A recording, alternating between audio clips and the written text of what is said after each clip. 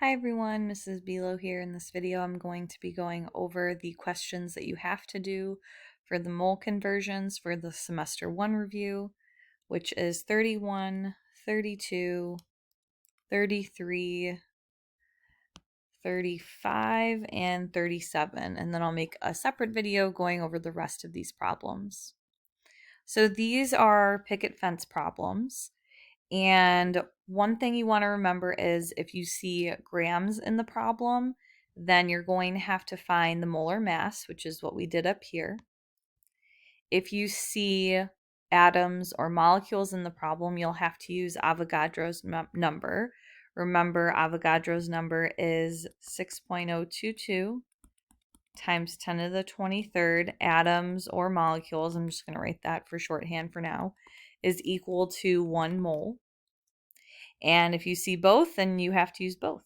And we're going to follow our typical picket fence rules where the things above and below each other need to be equal, such as Avogadro's number or molar mass. Remember, this is grams per mole, but you can also write this as 106.4 grams equals 1 mole, which is something you could plug into a picket fence. And then you have to make sure your units cancel out properly. And you are ending with the unit you want your answer in. All right, so let's go ahead and do the first problem. So it says, what is the mass in grams of 2.6 moles of CO2? So I'm going to start my picket fence with whatever is given to me, which in this case is 2.6 moles. Now, in this problem, I see grams. So that means I am going to have to find the molar mass of CO2, which I actually already did up here, so I'm not going to do that again. It was question number 22. Here's how I did it. So it's 44 point, I'm going to use the whole number actually instead of rounding it. 4 sig figs. So let me just actually retype this in the calculator really quick. So it'd be 44.009. So that's what I'm going to use for that. So 44.009. Now that's grams per mole, or you can say that many grams equals 1 mole. And then I don't see atoms or molecules in the problem, so I don't need to use Avogadro's number. Now back to my picket fence. I know that moles has to go here in the bottom, and that is going to be 1 mole. I'm getting that from here. And that 1 mole is equal to the molar mass, which will go above it. The things above and below each other need to be equal, and then moles need to cancel out. I'm just left with grams, which is what I wanted my answer in. And then we have to multiply everything in the top, multiply everything in the bottom, and then divide. The bottom just happens to be 1. So I really just have to multiply the two things in the top, which is the 44.009 times 2.6. And we are going to we'll write this with 4 significant figures. So 114.4, and my final answer would be in grams. And that would be with 4 significant figures. Next, I have question 32. So it says we have 90.5 grams of nitrogen, and how many moles do I have? So again, I'm starting my picket fence with whatever the problem gives me. And then in this problem, I do see grams in the problem. So that means I do have to find the molar mass of this, which is pretty easy because nitrogen is 14.007 and there's just 2 of them. So I'm going to multiply this by 2. So that would be 28.014, and you could say grams per mole, or that many grams is equal to 1 mole. And then back to my picket fence. I know grams has to go in the bottom here. So I'm going to plug in 28.014 grams. And then above that, the thing that it's equal to, which is 1 mole. Grams cancel, and I'm left with moles, which is what I wanted my answer in. So I would do 90.5 times 1, which is 90.5, divided by everything multiplied together in the bottom, which in the bottom we just have 28.014. So then my answer would be 3.23. If I want 4 significant figures, that 0, we would round that up to a 1 because there's a 5 after it, and then moles. And that would be my final answer.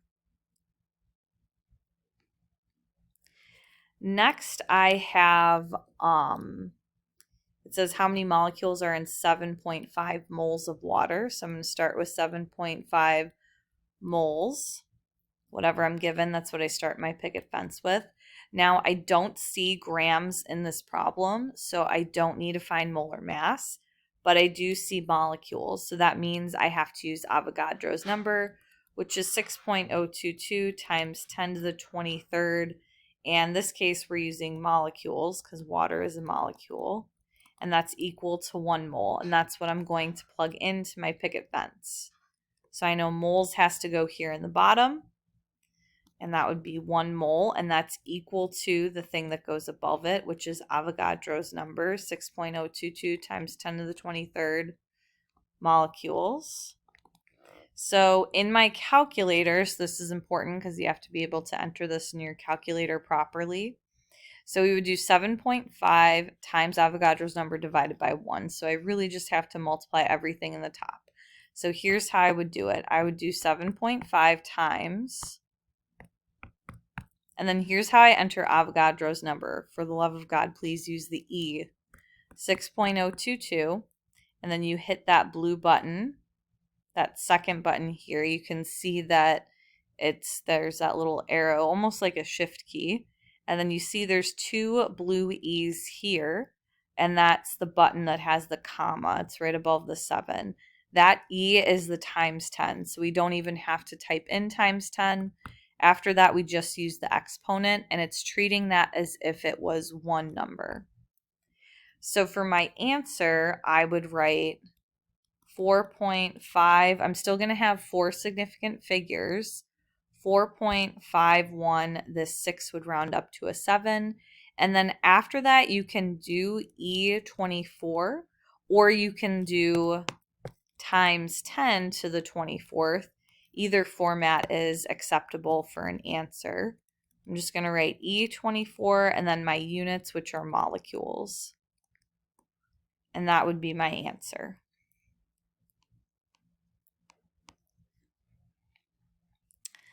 Then we have question 35. So it says how many moles, this should say moles, how many moles are in 5.67 times 10 to the 24th atoms of magnesium. So I'm always going to start my picket fence with whatever I'm given. In this problem, I see atoms. I do not see grams, so I don't need to find molar mass. But because I see atoms, I have to use Avogadro's number.